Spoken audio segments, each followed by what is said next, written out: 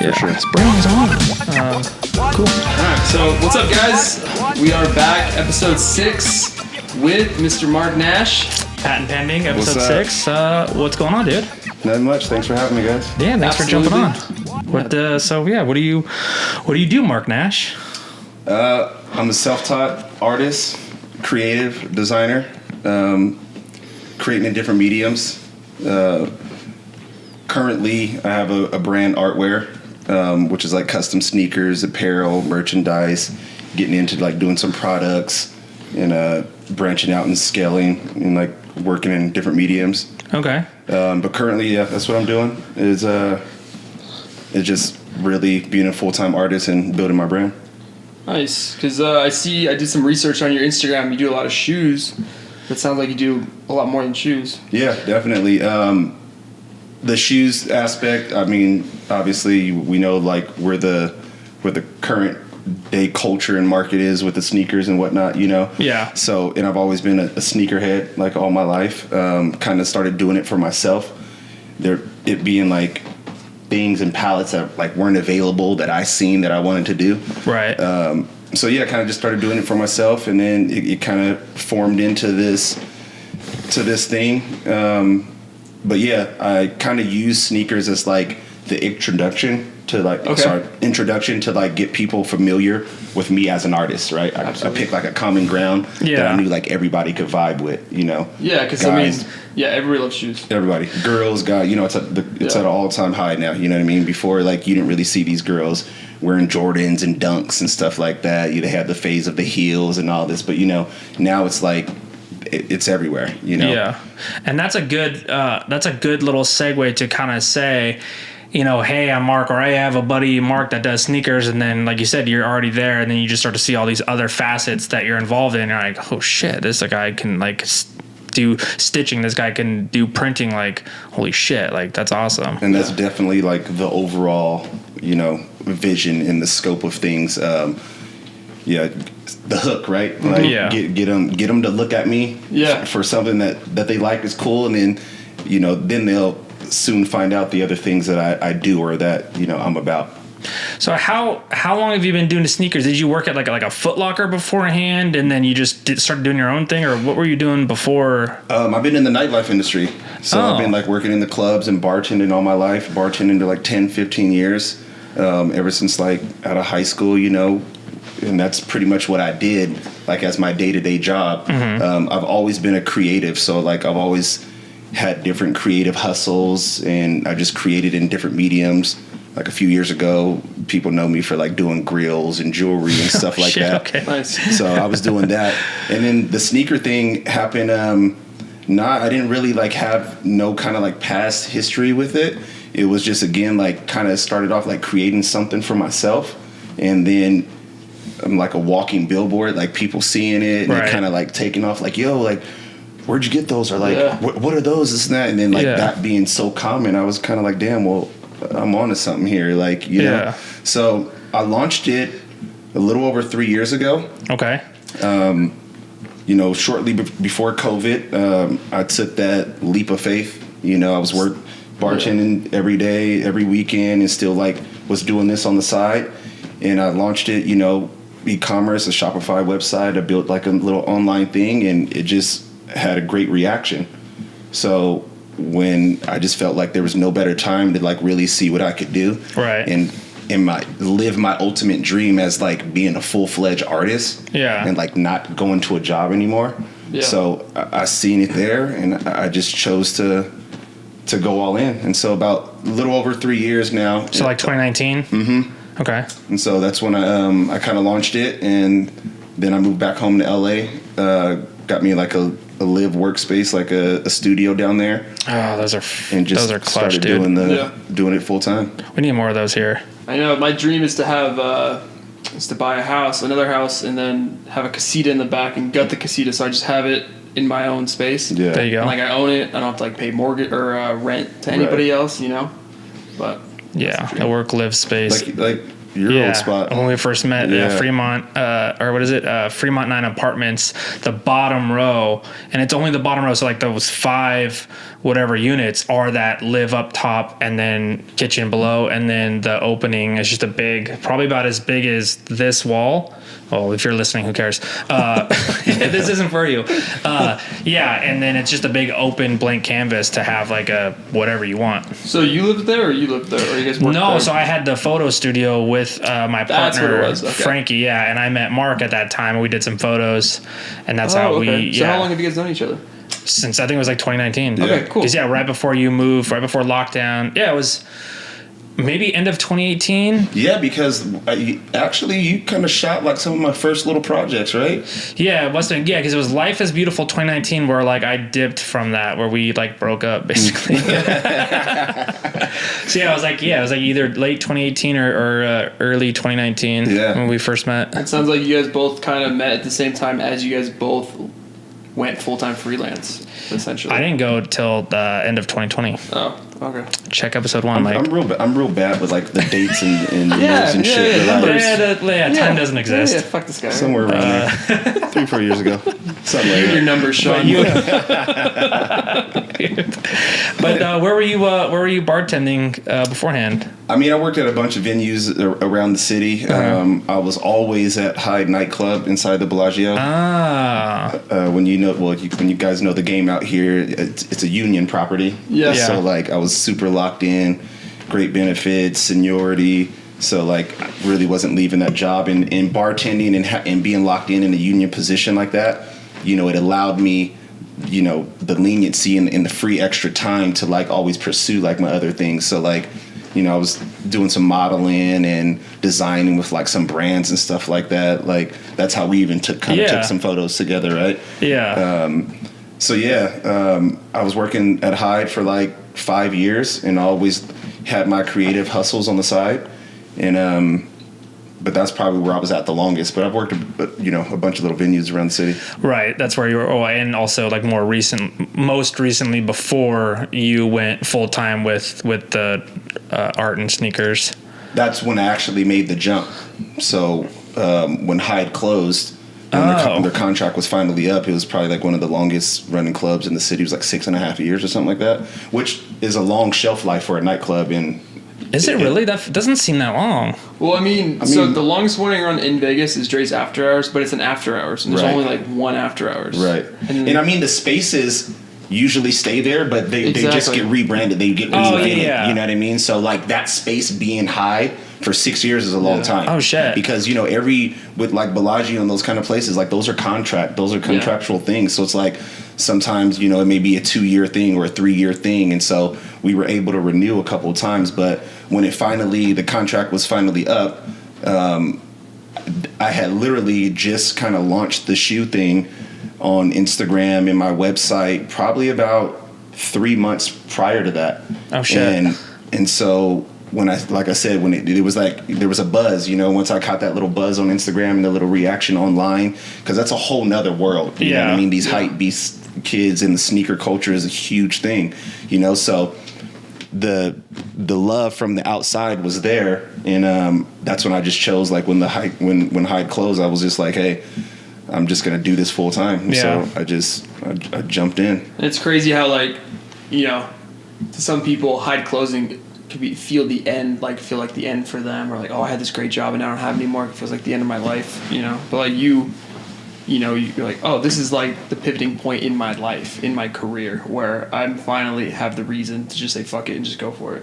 That's so cool. For sure. I mean, because that's always been my everyday dream and struggle, is like just trying to make a passion of mine a successful business. I mean, I guess that would be a lot of our dreams out here, right? But ultimately, it's like that. I always knew that was like the end game for me. I was never like a lifer for the industry. Okay. I just always used it as a vehicle to do my other things. Right. And so I always had a vision. I didn't really know what it was. I just knew that I wanted to like create for a living.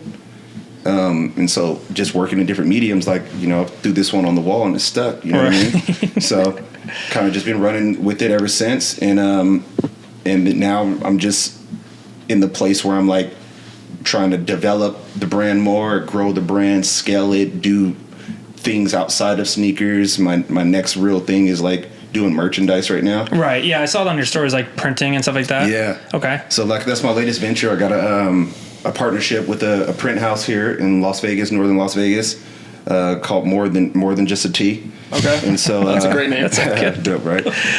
Yeah. So Damn. just doing that, and that came out of really just always wanting to have like creative control and like leave my DNA in everything that I'm doing. I'm really big on that. So like trying to get my stuff done over time, or trying to develop designs, and working with different print houses and stuff, and things not coming to my liking or not being executed properly. I was like trying to create a situation to where I can not only learn the game and like the techniques of how things are done and stuff like that, but also being able to have like the ultimate control to like produce what I want. Right. So have so that's what I'm doing now, and I was able to create that situation with a partner of mine, and so it kind of started off like that, me being able to do my own thing, and then obviously people being in tune with what I'm doing as a creative. I started getting like a lot of feedback about, hey, do you guys do this, or can you guys do this, and stuff like that. So I just seen the opportunity for me to help and create like outside of my own brand. Right. So now offering like merch and print services for people with their own brands, companies, and etc. Yeah. What other stuff are you doing at the facility? We do everything from like embroidery, screen print, DTG. We got leather engraving. Oh dang! So you're like a full on all in one house. Yeah, we're doing all in one house, and I'm actually starting to develop like a little sneaker program out of there. Okay. So nice. Yeah, I was thinking about we're trying to line up some things to where I can teach like a course. Oh. Kind of like of how to do your sneakers or something else. Mm-hmm. How to do your own sneakers.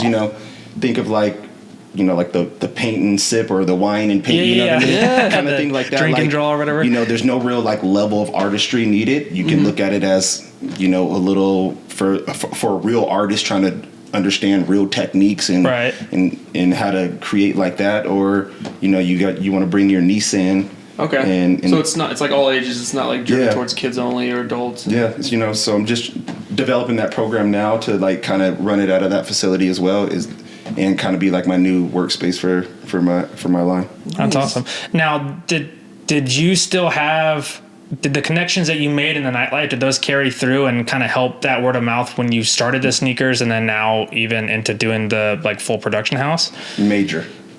That's why I said I used it as a vehicle, right? Because I'm all about like relationships. I'm a self-taught artist. I ain't never like really went to school for nothing. I don't know like the intricacies of things being taught on the black and white scale. It's just about me doing it and experimenting with my hands and learning. You know what I mean? So, and a lot of that comes out of like just having relationships with people, and like yourselves that creating different mediums, and like because I like to create my own content. Right. You know what I mean? Like when we work together, when we share, I'm learning little things from you. You know what I mean? That I apply to like my own thing.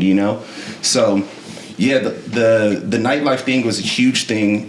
Being able to marry those relationships and those resources to like what I'm doing now, because a lot of these people I met through those doors of that place. Yeah, like a lot of people come through these places where they're they're a businessman, somebody that's here for the weekend. Like you never know who you're gonna meet. You know what I mean? Yeah. So like having those relationships and carrying them over, into other spaces is a big thing, and that in Vegas has helped a lot with that. Like Mike always says, shake everyone's hand and say hey to everyone. Yeah. My little slogan is like, you got to network to get work. Oh, nice. Okay. Damn, he's full of it. That's 2 for 2 today. I know. I just always like say hi to everybody and bye to everybody when I leave, because even if someone doesn't like me, what are they like? Oh, fuck that kid. He said, hey, have a good weekend. Yeah, he said bye. Fuck them. yeah. Hey, see you next week and have a good week. Or hey, how's the wife? Whatever. Right. Just do that always, and then those people become friends and acquaintances, and then potential clients, or they know somebody. Hey, my such and such needs something. Da da da. Exactly. Yeah. And how do they think of it? For example, like my partnership with my print house came from a photographer of mine that I work with. Oh, nice. And it was just like a relationship like that. It was a plug. He knew what I was doing. Yeah. He knew the kind of the issues I was running into, like trying to get like my merch and stuff made. And he was like, hey, you know what? I know this guy up here that kind of has his own situation. Maybe you should go holler at him. And it ended up being a fit. Damn. And that's how that came about. That's awesome. Who's the photographer? Is he local? Yeah, Roa. Is he good? Does he suck? No. Who? His name is Roa. Okay. Yeah. I've never met him or heard of him. He does a lot of my content. Okay, cool. He actually helped me kind of launch the content that I produced to launch. Nice. Well, shouts out to Roa. Yeah, for sure. Look at that. Connections and There you go. networking. Yeah, we love highlighting local people that do cool shit. So. Yeah, definitely. And then you mentioned you were from California? Yeah. Born and raised San Bernardino, California. Oh, nice. Okay. Yeah, I grew up in Corona, so we're neighbors. You know the IE life. Yeah. Yeah. I just know the desert life. That's it. That's all you know, dude. That's Yeah, all I born know. and raised in San Bernardino, West Side, and stayed there through like middle school. Then I bounced around a bit with my mom. Okay. Oregon, Washington. Spent a little time in Arizona. Then we came back. I think my sophomore year. Okay, high school? Yeah, and then I finished high school, and once I finished high school, I pretty much went to LA, and then just kind of been by the way of LA ever since. Damn, and then what made you get out here?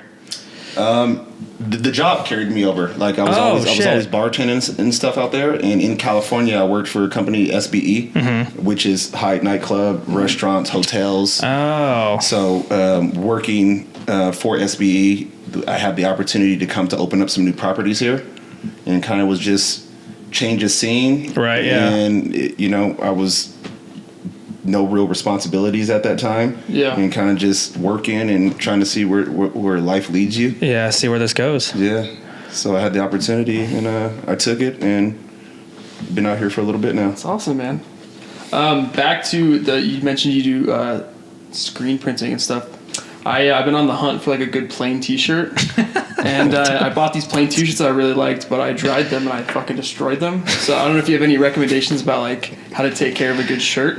Well, don't fucking dry it. Yeah, there we That's go. rule number one for me, anyways. I don't know. You're asking a bougie T-shirt guy right here. If you've Well, seen, that's why I figured you're the right person to Gotta ask. ask somebody, right? Might as well ask you. if you've seen my boneyard of tees, it's insane because my thing is I don't really wear a tee more than once or twice. Depending on the piece, depending on like what it is. Yeah. But for the most part, I rock a tee a couple times. It's a wrap. Dang, like Yeah. even like a low graphic tee.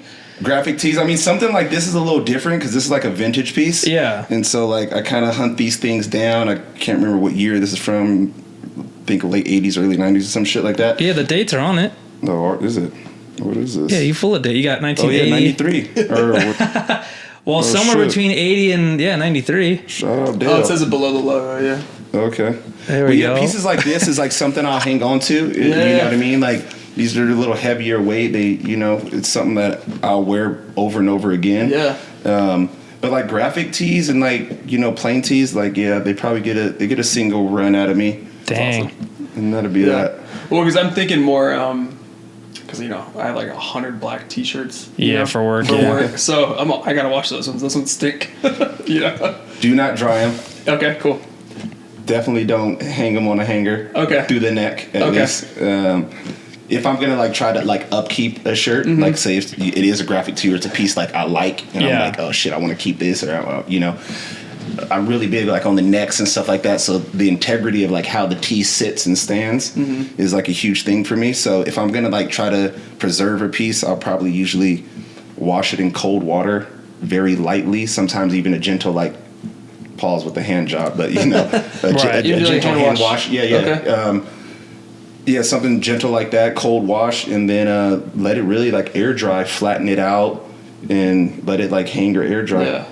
So to look cool, it takes work. Is that what you're saying? For sure. Don't throw in the dry. Yeah, I thought For everyone sure. knew that you don't dry For shirts. sure. I mean, I kind of knew that, but like there's some stuff I just, dude, Yeah, sometimes you you just want to dry it and get it done. just get it over with. Yeah. Yeah. But But now, me and my best friend, we got this thing called skins. He calls it skins, meaning that like if you got like a favorite shirt or a favorite pair of pants and like you just wear that bitch to the death. You know what I mean? Yeah. My boy's like, yo, you got your skin on today, huh? Yeah, Like, this I think this thing's probably. I think I've had this thing for a good 10 years now. Oh yeah, that's your skins right there. Yeah, Nice. it's cracking, but yeah, it looks pretty good. I mean, I do that with denim. I don't wash denim or dry it. Okay, I know so that. okay, Yeah, that's key. Yeah. I mean, that's what gives your denim the texture. You know, that personality of how it sits on you and how it lays and how it falls and stuff like that. Yeah, really big. You definitely shouldn't be washing denim like that. Cool. All right. Did you ever rock like pro clubs or shakas? I did. I did. I'm an IE boy, so like definitely. Dude, those were they were $5, and dude, those were like the perfect shirt back in the day, because they had perfect necks. Yeah. I just did a photo shoot with a buddy of mine, Esteban, and he put me onto the shakas. Shakas, I think I don't know if they're still around. Shaka wear? They Yeah. are. They're still running Actually, and I gunning? just I was gonna order some, but they're out of stock like everything. The only thing is the Shakas are perfect necks and they're heavyweight, but I don't know if they've changed. But back in my day, like the sleeves would come down to the elbows. Mm-hmm. So when we would wear them, like you don't think about it in hindsight when you look back at like old photos, you go, you look like a bunch of hoodlums because like I said, the sleeves are just so long. You're like, what is this, a double XL? Right. All right. So they did get with the times because they offer like different cuts now. oh, did they? Yeah, so they have like that. They have like different models. They got like a heavyweight 7.5. They got a classic. They got the Pro Club. Oh, they shit, got like okay. different cuts. So Okay. so they're still around. They're definitely still around. I actually use them. Oh, sick. I've used them for a couple of projects. But yeah, they're still around, and it's a nice price point, and decent shirt. Nice. Yeah, I used to get the for some reason they still don't make tall tees. Like you get an XL and it just gets wider, and then double XL and it just gets wider. Yes. But why are they not That longer? brand I sent you that I found, they make longer cuts. Do they? What were they called again? As color. Oh, okay. Is that the one you dried? Yeah. Yeah, that's when I dried and fucked up. Yep. Mm-hmm. So I like the When it comes to the heavyweight. tall tees, though, I'll give you the play. Only JCPenney's, Okay. but Does JCPenney still even exist? No, I don't think so. Dude, But if you can find one of those things, you there's some sprinkled out there, but Okay. there's a brand that I can only find at JCPenney's. I believe it's called Stafford, Okay. but they have the long tees. Oh. And I love their fit actually, Okay. because I'm a taller dude, so it's Right. like it's the fit is good on the arm, but then it's good here, and it's Yeah, not because you're not wide. like an XL in Yeah. width, you're an XL in length. Exactly, and anytime you go up, the shit is just like, goes wide. Yeah, exactly. Yeah. So yeah, those are like my go-to like basic ones if you're looking for the long tees, for the tall tees. I mean, I don't have that issue. I used to back in the day. I fit good in the large now, but yeah, that was one thing that always is interesting. Like Yeah. a XL just gets wider, and you're like, dude, that's right. what if I'm scrawny and I'm tall? There's no option. There's no middle ground. So another question that I wanted to ask was, do you have a favorite silhouette of a shoe? A good Ooh, go-to, that's a good like one. a timeless thing that you if you had one shoe to live the rest of your life in, something that, Gun to your that's- head, Mark. That's tough. One shoe. yeah. That is tough. I mean, I like different silhouettes for different reasons. For me personally, if it's like something timeless, if I just had to rock something, I like really like unpopular models. Yeah. Yeah, so like in comfort is like a major thing for me. So Especially if it's the only shoe you can wear for the rest of your That's life. true. If there's a gun to your head, yeah. right. So I mean, that's hard, but like for nostalgia purposes, it's like I go back to like a Wallaby, Okay. like a Clark's Oh. Wallaby or something like that. Okay. Something where clean slate, solid, Yeah.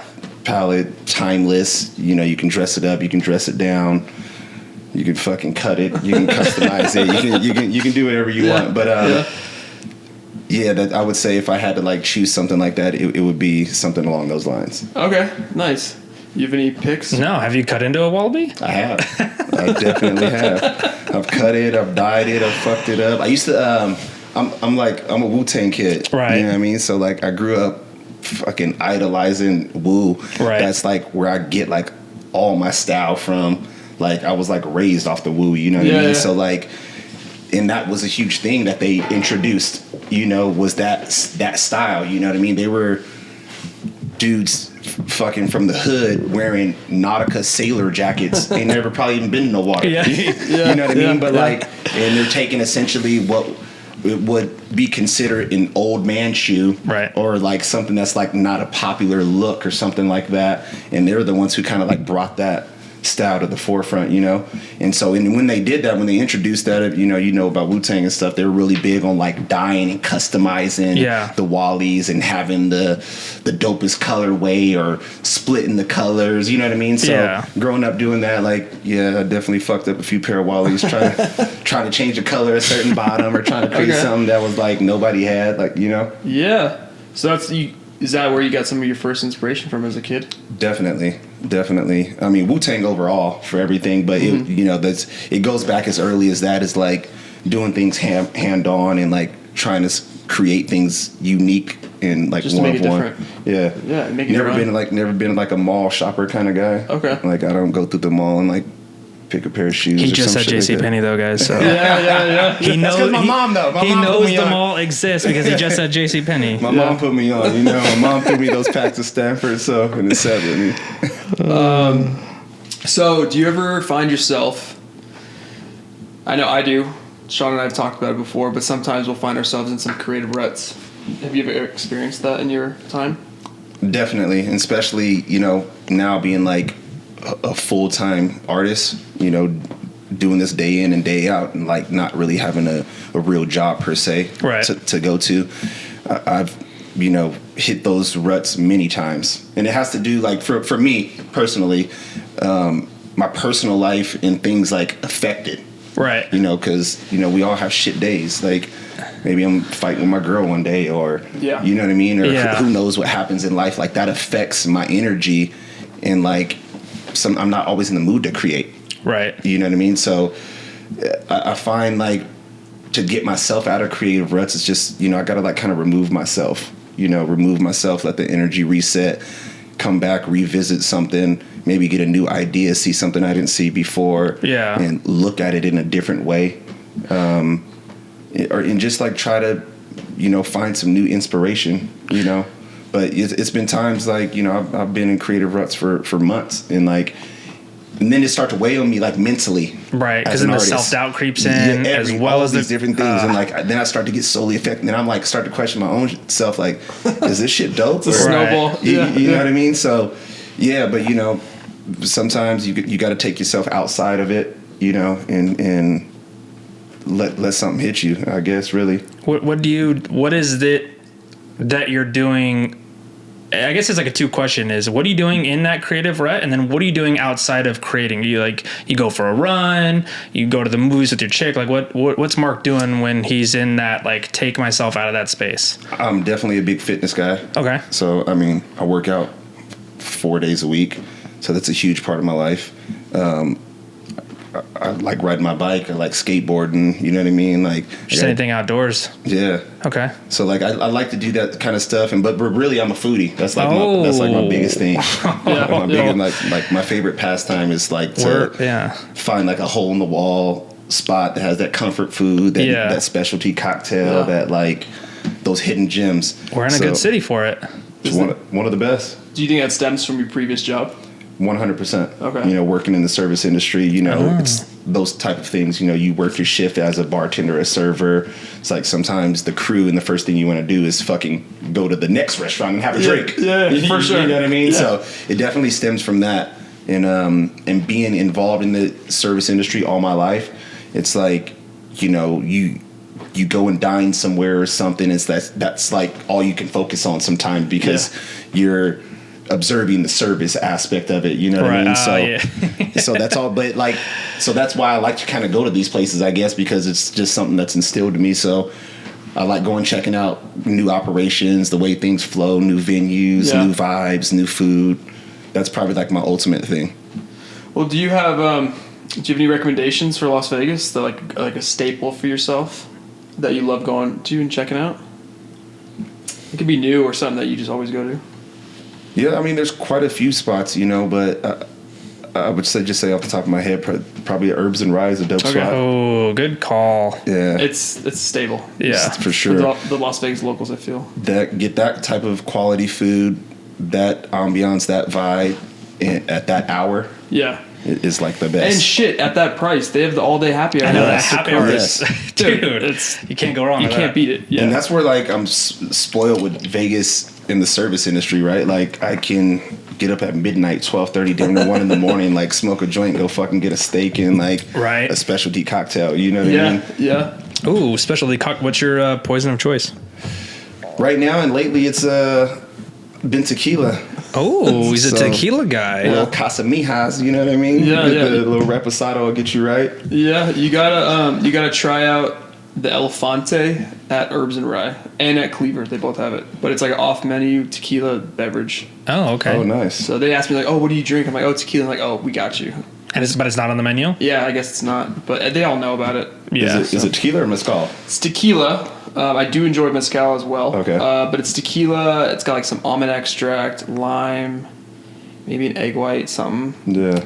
I'm more of a beer tequila guy, but if I'm getting fancy, the Elefante is my choice. Yeah, Definitely. I'll fuck with an old fashioned. I'll fuck with old fashioned too. Yeah, I'm trying to like whiskey more than I actually like it because I get bad ones. Like maybe I need to figure out which whiskey's good and not, because like if I just order an old fashioned or their menu one, they don't always come out good. And it's My thing is this: it's like who determines what a good whiskey is or not? It's like really just about your palate and what you like. Yeah. Like some people like shit $7 whiskey. Mm-hmm. You know what I mean? Little Some E-dub? Yeah, you know, some people like Evan Williams.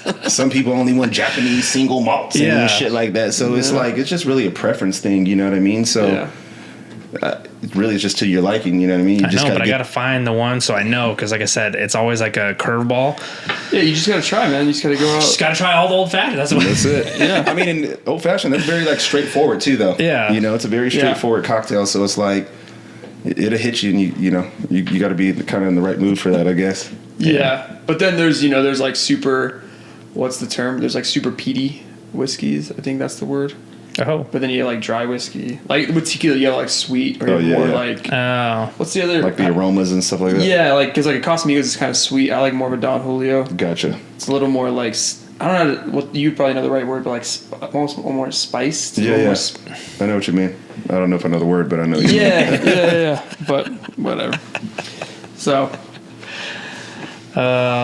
Did we have I asked you what like your short term goals are versus like long term goals? Short-term goals really is about me being able to execute, projects in different mediums outside of sneakers and fashion, Gotcha. and that aligns with the overall goal is just to be a well-rounded artist. Right. You know, I'm not a sneaker customizer. You know what I Right. mean? Like I'm not like the focus isn't just always sneakers. You know, I'm an artist. Right. I like to work in different mediums. I mean, I paint. I made sculptures. I designed furniture. You know, I'm making products, designing toys and what have you, and things like that. So just executing and being able to work in different spaces and create in different mediums really that enhances the overall goal. yeah, so just diversify your skill set. Yeah, skill set, exactly. For sure. Because like Sean and I will have different facets of photography that we work in, so then you will have different facets of stuff that you can create and stem from.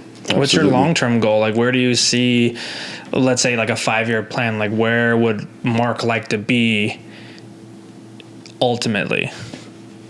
Or maybe it's not even a tangible thing. Like I know you mentioned earlier, like just living comfortably for yourself and being your own boss. Maybe that's your ultimate goal. Yeah, I mean, that's part of it, but I would say like for what I'm doing and the overall goal for what I see in the next like 5 years, I'd love to create a space for myself where I can partner and collaborate with like different brands and develop different collections and being able to work at that high level, you know what I mean, and produce things that eventually that can be put out on a larger scale. Do you have a brand or somebody that's like a dream thing or person that you'd love to collaborate Ooh, with? that's kind of like a follow up of like a Yeah. long term goal. Like who's a Like dream Nike client? or like it could be something broad or Yeah, I wouldn't say there's like someone per se that's like a dream client or something. I would say that it would be that exactly, just to be able to create and partner with these top tier brands. Okay. You know, like a Nike. Yeah. Like a Puma or whatever brand, just to be able to like go in those doors and create through the process of those machines. Yeah. at that scale. At that scale. Okay. Yeah.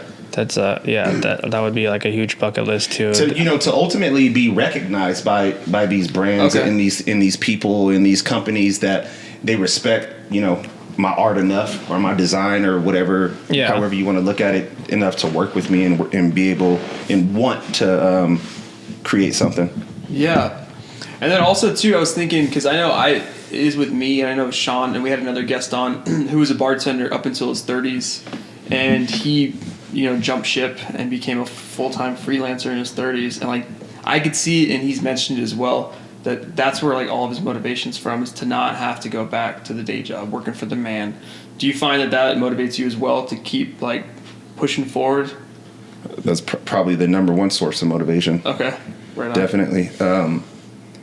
To just like you said, to like not have to go work for the man. Yeah. Like, yeah, fuck the man. Put in your resume somewhere. Right. Like, trying to, put a fucking suit on or a fucking button up on or whatever it is, and like, devote that type of time into someone else's ultimate dream or whatever, you know what I mean? Like that's true. Working for someone else, like I said, it's all about like a partnership with me or a collaboration, and that's my biggest motivation, is just to work to get to that point. Mm-hmm. So yeah, there's days I don't want to work, but everybody that goes to a job day to day, I'm pretty sure they don't want to fucking work every day. You got to work on days that you don't want to work. Mm-hmm. And being an artist and running your own thing, you got to apply like that same thing. You know what I mean? Like, I have to enter it with that same mindset. There's days that I ain't feeling it. There's days that I don't want to create. There's days, Yeah. But I got to ask myself, did I put in that 8 hours like I was going to put in for whatever company that I know that I have to work at? Did I show up? Yeah, and it's there's no like, oh, I showed up for that person. You're showing up for yourself. Do you find it easy to hold yourself accountable? Very much so. Okay. Very much so. I come from a military family. Okay. Raised by primarily my grandfather. Okay.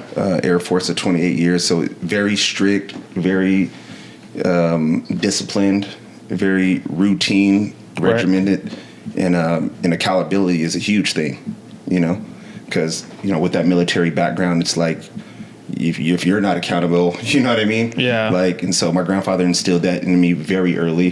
He used to tell me, when Mark falls on his ass, whose ass hurts? That's so good, dude. Mark's. Yeah. He's like, it's not my ass that hurts. Yeah. It's your ass that hurts. Yeah. So hold yourself accountable and make sure you don't fall on your ass.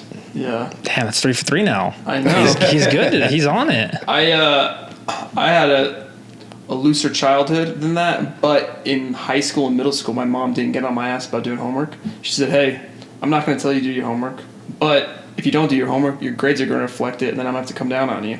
So she gave me the opportunity to just manage it myself. Right. And I think that helped quite a bit as well. Yeah, definitely. So It's interesting. And some people, I mean, everybody's discipline is different. You know what I mean? It's just really about the individual, I guess, Yeah. What about you, Sean? Do you find it easy to hold yourself accountable? I'm learning that, like, as I get older, certain things you would, like, more so like excuses of things of like, oh, well, that's because this happened. But like now I'm like, nah, like I fucked that up. That was because of me. You know what I mean? Yeah, like, for sure. It's very rare when something outside of my own control could be the culprit to be like, for example, like, oh, if I fuck up a shoot or if I'm rude to a client, let's say, whatever, like, it's very rare that it's like, well, they're such assholes. Like, I was rude back. It's like, nah, like, you fucked that up, dude. That was on you. So, yeah. Yeah, I do find that the older I get, the easier it is. I'm fortunate because I started when I was 20. So, like, 20 to, like, 23, I was definitely pretty loose. Yeah. Let's get another client. Like, I just want to show up. I think it also, like, in my case, I think it's also because I'm married. So, yeah, I gotta be a kid. For sure. Because there's someone there to remind you. 1,000. Pretty sure you could fucking just man up, and you're like. So you're saying that significant other helps check you? Oh yeah, all the time. Yeah, for sure. Should be like, really? Because that's all you on that one. Oh damn. That's awesome. All right. Sometimes you need to hear it. Yeah. Have you felt that sometimes? Yeah, definitely. I mean, it's always good to have somebody in your corner that can, like, you know, that's not a hype man that's gonna, like, tell you the truth. Yeah. You know, sometimes that harsh truth that you don't want to hear. Keep you in check. Like, yeah, for sure. And that's the kind of shit that keeps you grounded. That's the kind of shit that keeps you understanding of things. You know what I'm saying? Because, you know, we don't all have the right answer at times. So it's like having people like that in your life that can help you be aware of those, you know, situations at times and whatnot, and help you level up. Because ultimately, like, learning and growth comes out of those things. You know what I mean? Yeah. So like, you learn, like, you ain't holding yourself accountable or something. Like, you know the outcome of that now. You know, so you learn from that. You grow. You know. So you definitely use it for the future. Exactly. I have another question. It's gonna be another silly one, so bear with me. Is Mark Nash your real name? It is not. Okay. Oh, we were just talking about that before he came on. We were like, dude, that name just rolls so good. And I was like, I think it's his real name, but that's awesome. Yeah. Nah, I mean, that's so funny because I get that a lot, actually. Okay. They're like, damn, your name just, like, sounds like a brand or, like, or something like that. You know what I mean? You're like, good. That's the point. That was definitely the purpose behind it. But nah, Mark Nash is not Mark is my real name. Okay. And Nash is You lied about your first name too. Nash, it ain't completely made up, but that's you know, that's my artist name. That's awesome. Mm-hmm. Yeah. That's interesting. Those little things you don't think about, like the subtleties, right? Yeah, I mean, your last name I thought was George, but it's that can be confusing. yeah. It's just a shortened version. It rolls It's off just short, the tongue a it's little short easier. and it rolls because the 4 and 4 is kind of like the Mark Nash. I like that the balance. But it's confusing because in my case, people are like, "Oh, Sean George," and I'm like, "Oh fuck, it's a hard G. It's Sean Jorg for Jorgens." Whatever. Right. I don't have to explain it. Whatever, Fucking dude. Instagram handles, huh? Yeah. Yeah. And I just put a K because my last name's fucked. Yeah. See, it's fuck. You're just like, Just make your life easier. So, do you have any future clients or projects that you're working on currently that you're really excited about? Ooh, yeah. Can you tell us? I have a few things in the bag. Okay. One of the first things I did at the start of this career when I moved back to LA, which was actually like my proof to concept, is shortly after I moved to LA and I was still just kind of grinding it out, doing what I'm doing, you know, creating this content, creating these sneakers and just trying to get it out there. I got picked up by some good friends that recognized my work that just from like the platform, like I didn't know them or anything like that. Oh, okay. It's like organically. Yeah, they just reached out like, yo, man, like I think what you're doing is really dope. And he's like, I just think like more people need to be aware of you, you know, and I want to like jump on this ship early. So out of that came like my first major project with the company Network. Okay. So, I've heard. So the Network is like it's a platform kind of like a Grail or you know, it's like it's an app, and they release exclusive products from like big brands as well as independent artists, up and coming people and whatnot. So like, you know, you'll have everything from a special sneaker Adidas release that you can only get on Network. Yeah. So like things are, you know, specific to that platform. And it's more driven to up and coming opposed to bigger name people? No, actually, I was actually the first independent artist that they worked congratulations. with. Yeah, That's thank you. So it was actually like a proof to concept on both of our ends. Okay. So they were opening up another channel.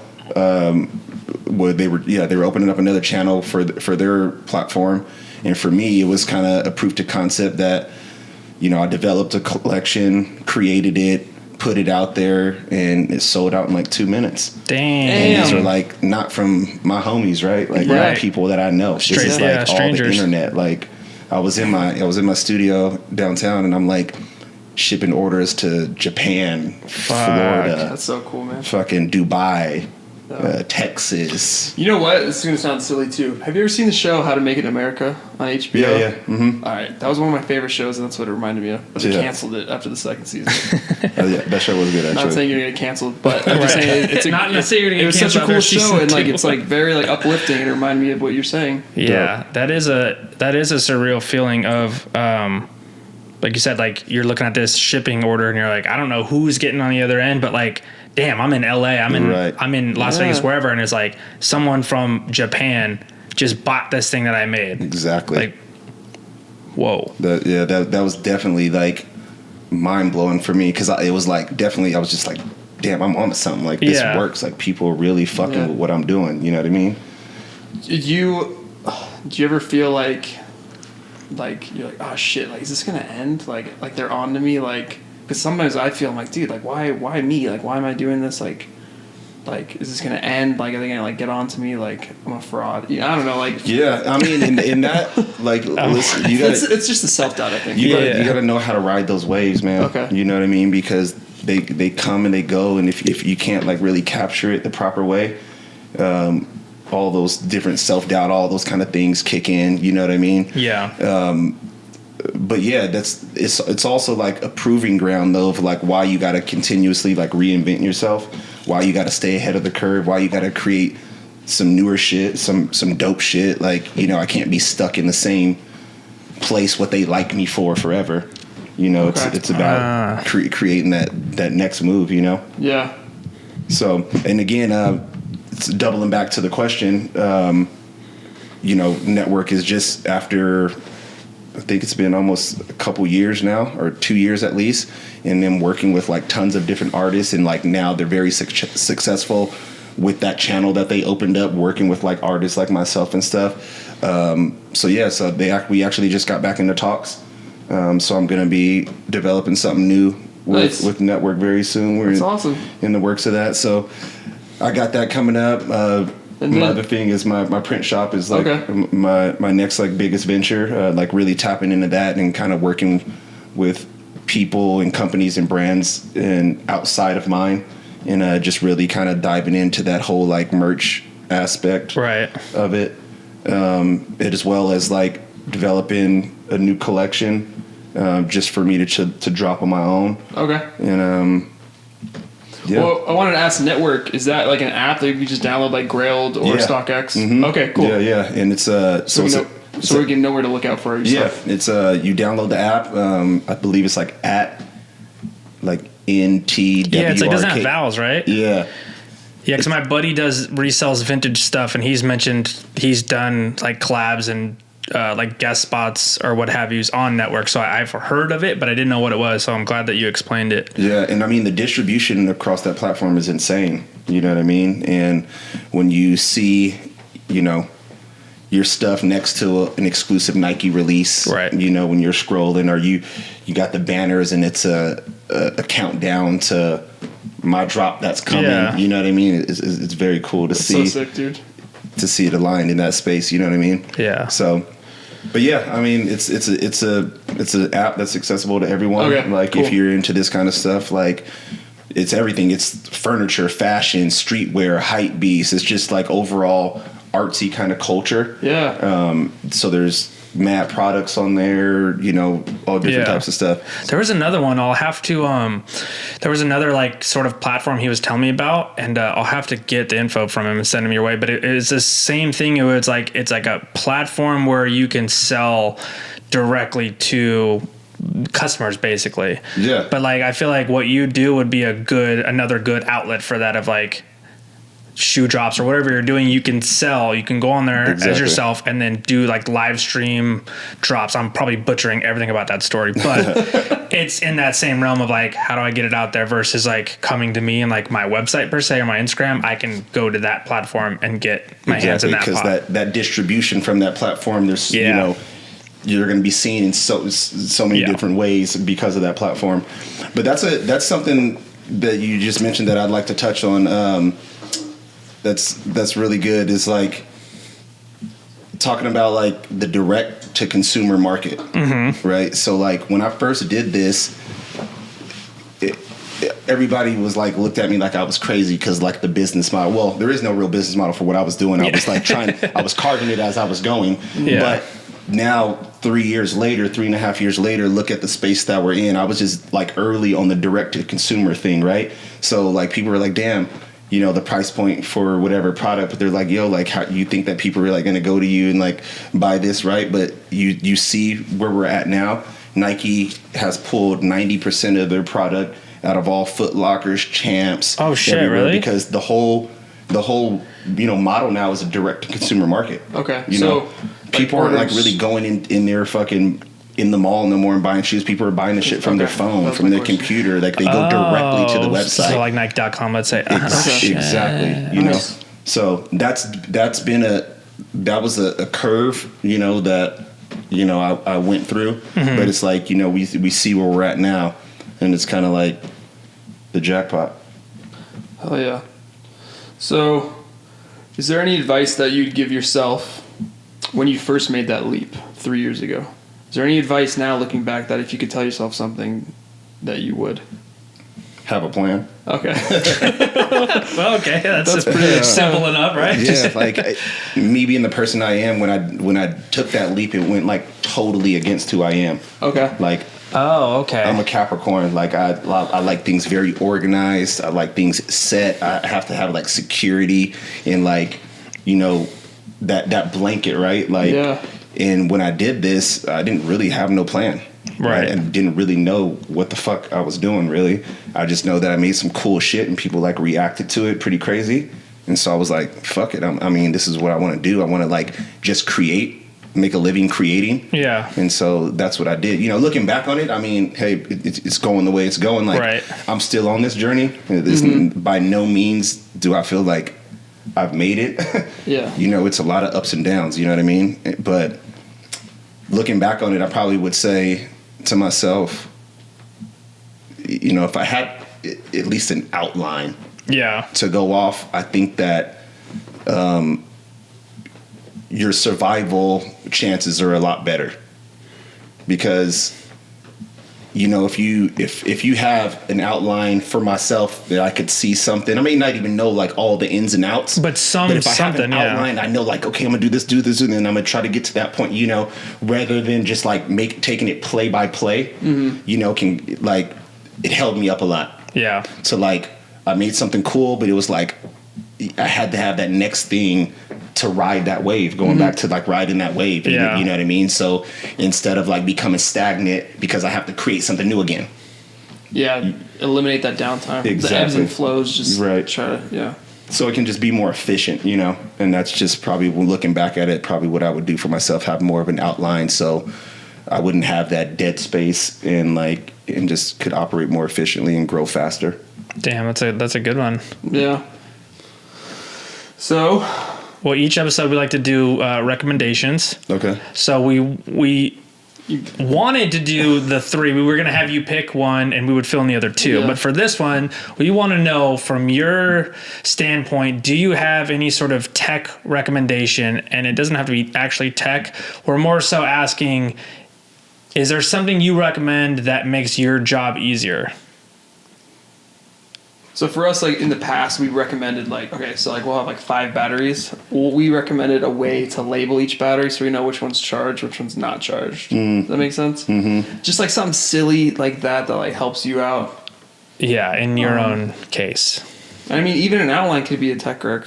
Just having like almost like a business plan. Yeah.